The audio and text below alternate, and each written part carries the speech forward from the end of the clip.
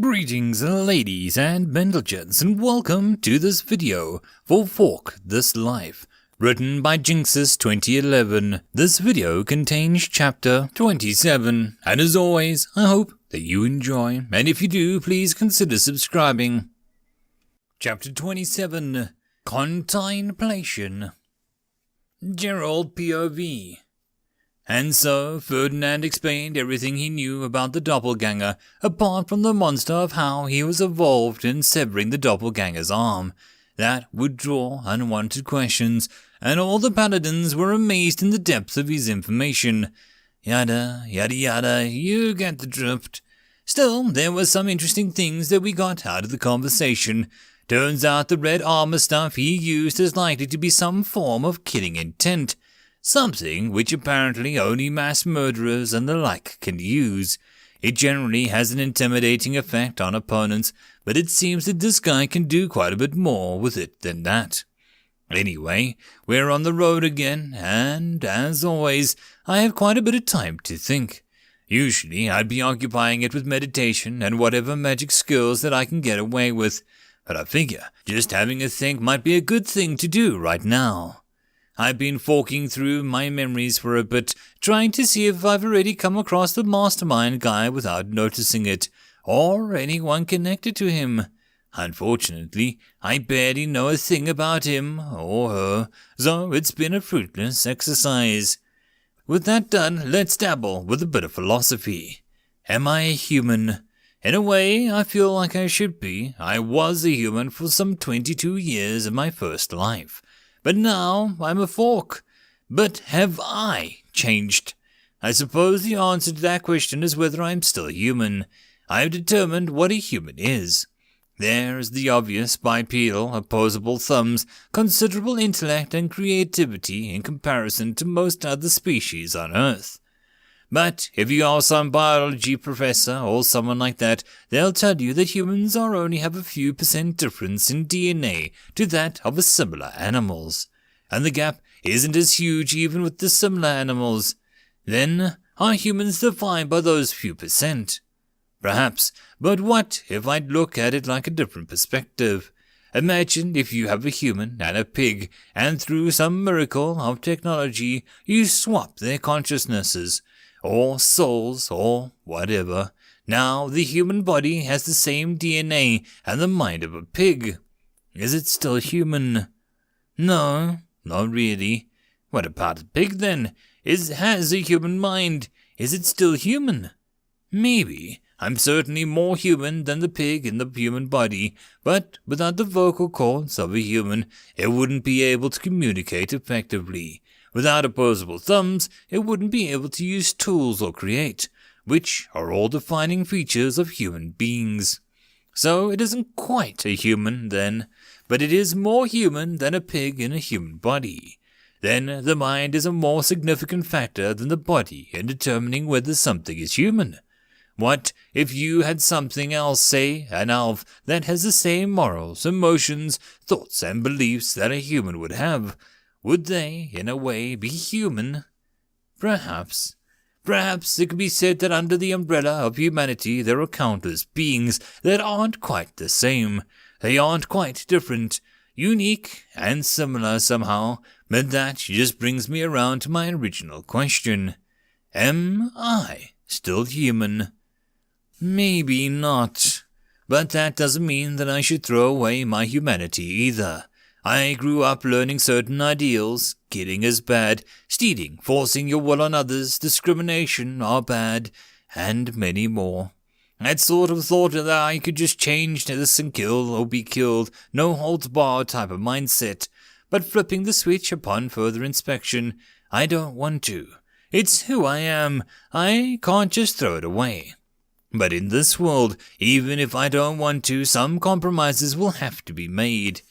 I didn't want to kill, but I have already. Monsters, perhaps, but all the same. Still, it all depends on what I want to do. What do I want to do? Find a way to imitate human senses, for one. I figure my best bet for that is magic or psychic abilities, and magic is the more common of the two and therefore the easiest to learn. after I've learnt the magic? Well, I'm not so sure.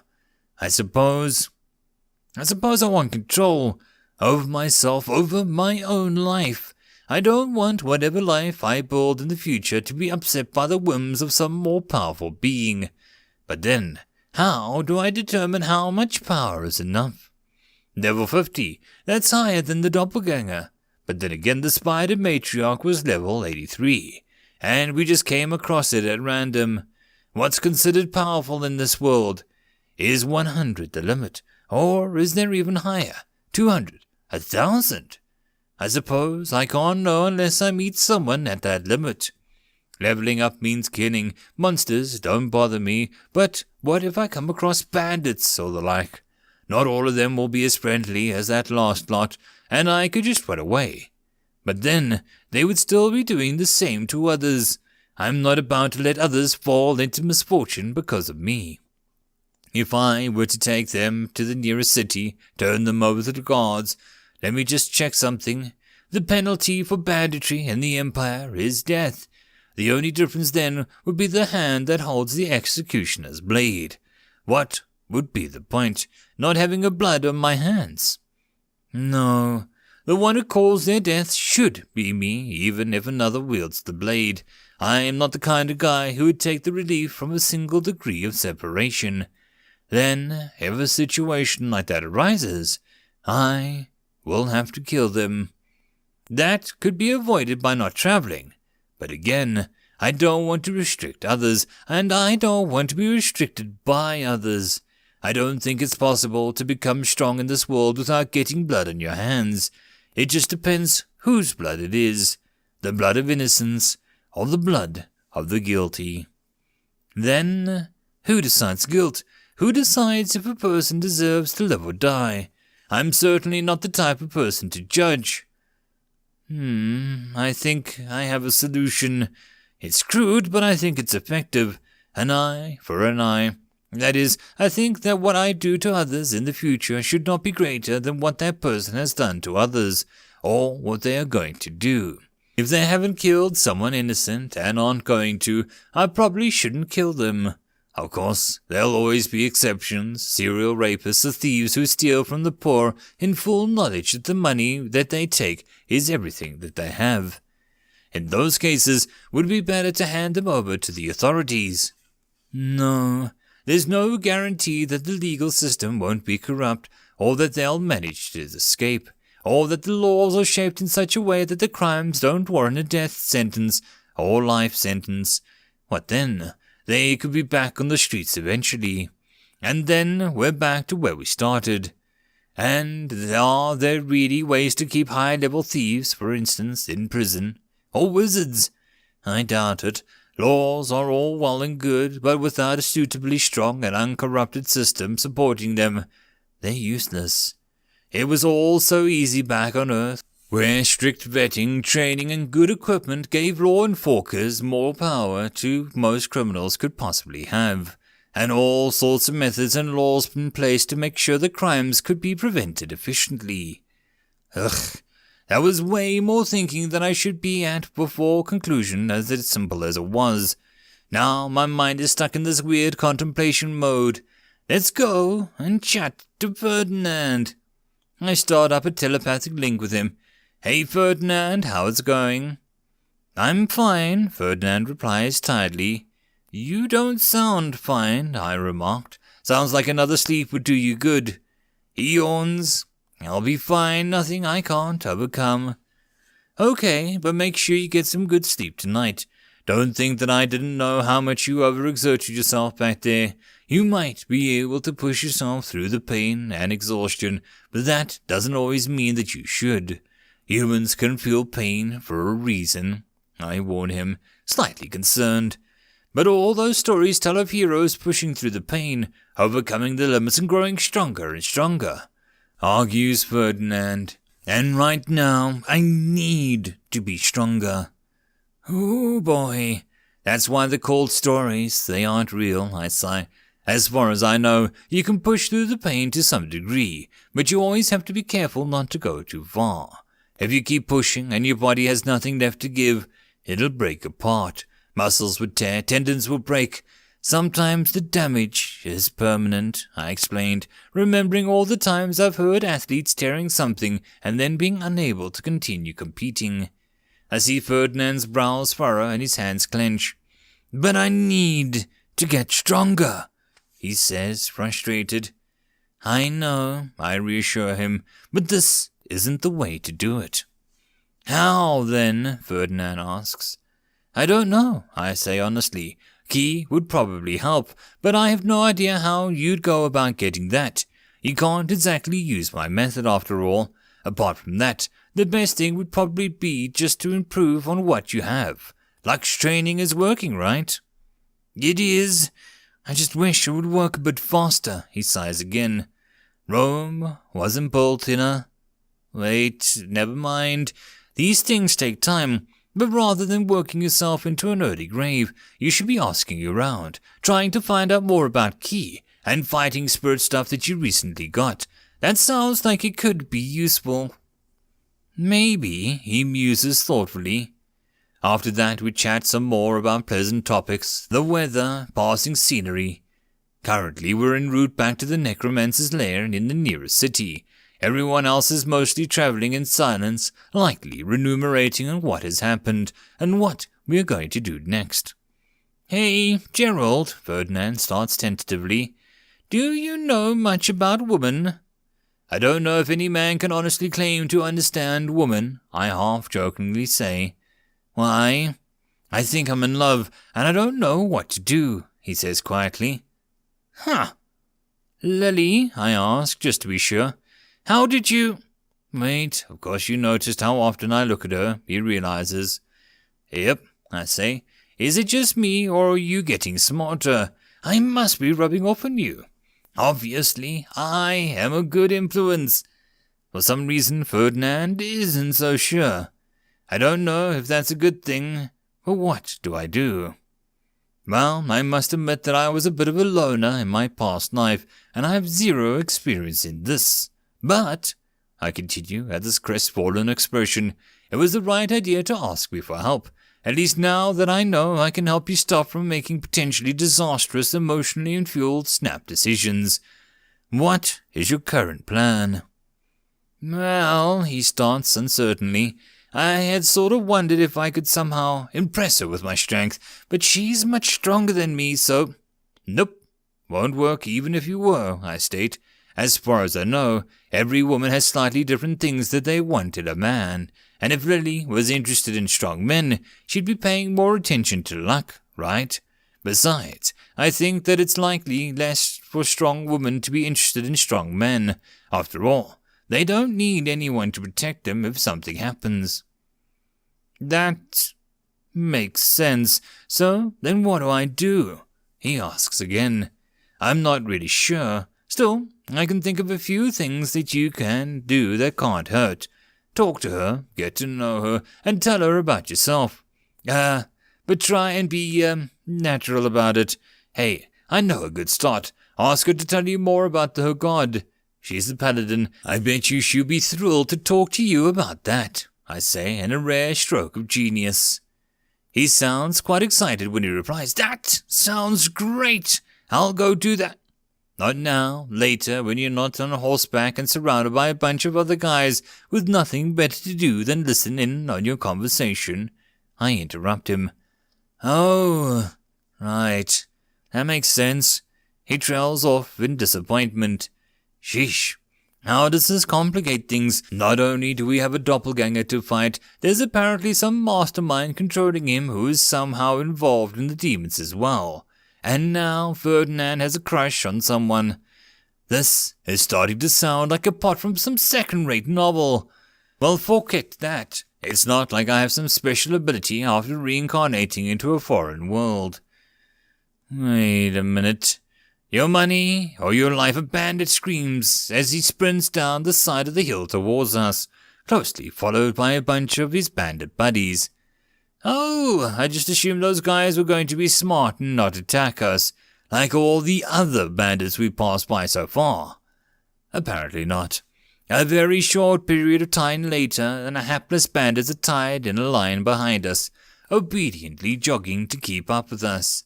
Plan is to turn them over to the guards in the next city. I didn't really think that what I'd do with the weak ones, did I?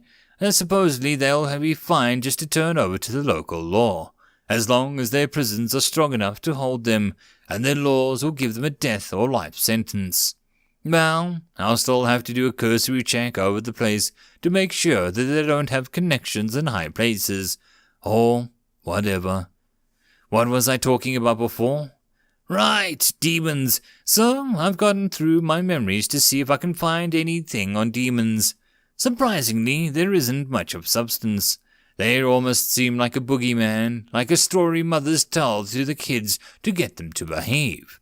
Brush your teeth, little Timmy, they'll say. Oh, demons will come out and eat your soul. Whoa, that's a hard call. Not quite like that.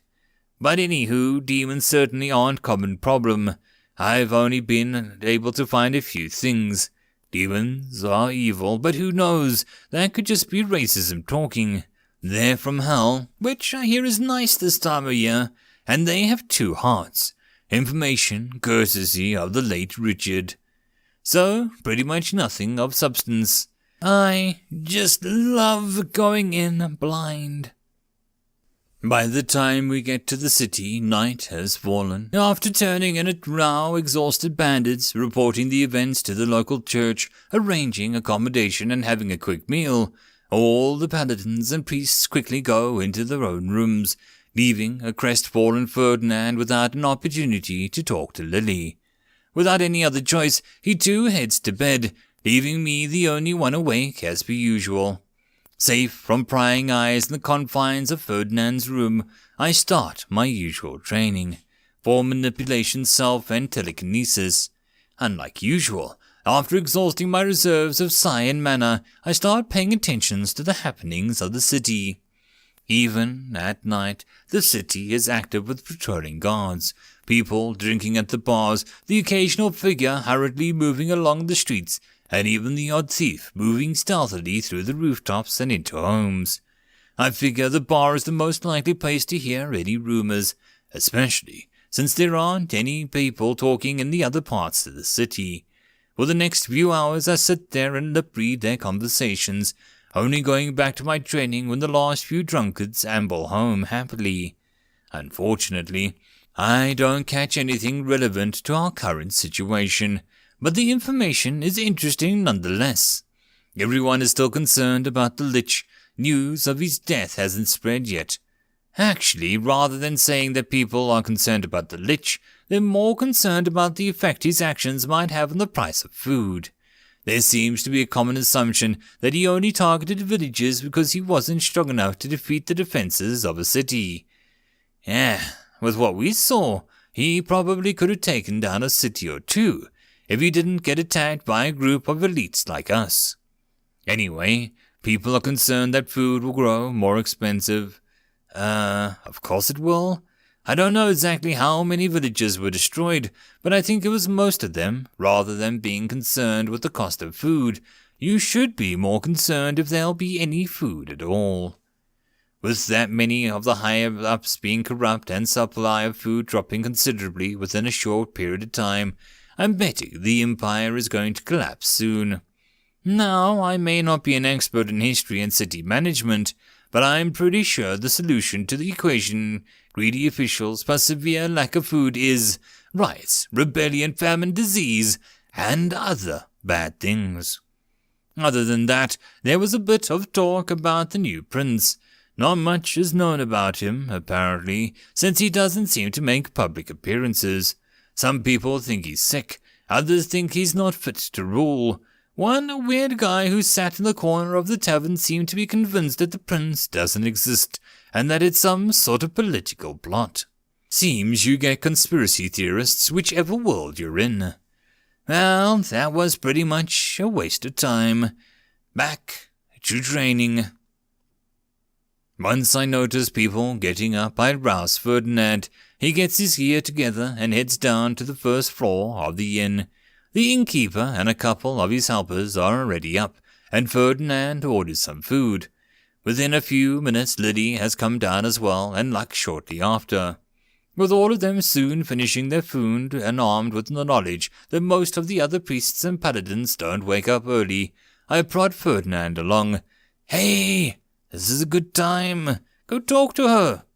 "Okay, wait, as in now?" he asks hesitantly. "Yes, now," I say in exasperation. "Come on, it's not like I'm asking you to kiss the girl. Just go and chat with her for a bit. Try asking about her god. It's just a chat." "And if she doesn't want to talk about him?" he questions nervously. Sighing, I say, "She will. But if you can't think of anything else, you can be practical and find out some more information about fighting spiritual Gi, or demons. But that's probably not a pleasant topic. Now get out of here before I force you to with telekinesis," I shout.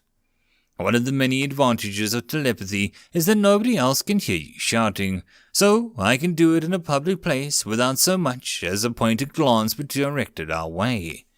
Ferdinand gets up somewhat abruptly and walks over to Lily, sitting down opposite her and delivering a first line. He's a bit nervous initially, but after that he hits the ground running and manages not to embarrass himself horribly. I carefully keep track of the conversation, just in case he stalls and needs me to supply a line. The heck is this? Backseat dating?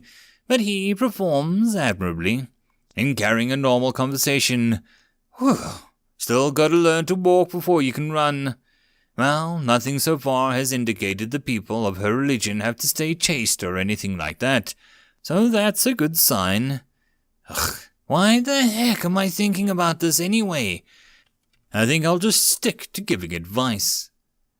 Once everyone is up, fed and able, they all go to the local church and explain their own perspective of the events, as well as depositing all the loot. With a few notable exceptions, what used to be the Lich's phylactery is now a powerless lump of metal, but it apparently still holds potential to be used again for some purpose. Because of that, it has been decided that it will be melted down and the metal will be used for something else. But there aren't any blacksmiths capable of working with mithril in the city, so for now it remains in Luck's capable hands. The Lich's death note is being held onto for obvious reasons, leaving the final object, the Lich's Necronomicon. In and of itself, the Necronomicon isn't dangerous. What could be dangerous is if it gets into the wrong hands, and the knowledge within it is used by another necromancer. Or anyone, really. But at the same time, by studying the Necronomicon and understanding the methods and magic involved, the Church will be able to find and exploit potential weaknesses. Still, the danger is present, and the local church has said that it doesn't have the strength to fend off the trouble that it could potentially attract. For now, it lies within Lily's hands. End of chapter. And that, my friends, is the end of the video. I hope that you enjoyed. If you did, please consider supporting the author from the links down below. And if you'd like to support this channel, there are numerous ways listed down below. The easiest of which would be to share this channel, subscribe, like and comment, and all the other stuff that Google wants us to push. But anyways, until the next video, I hope that you all have a good one, and I'll see you then. Cheers.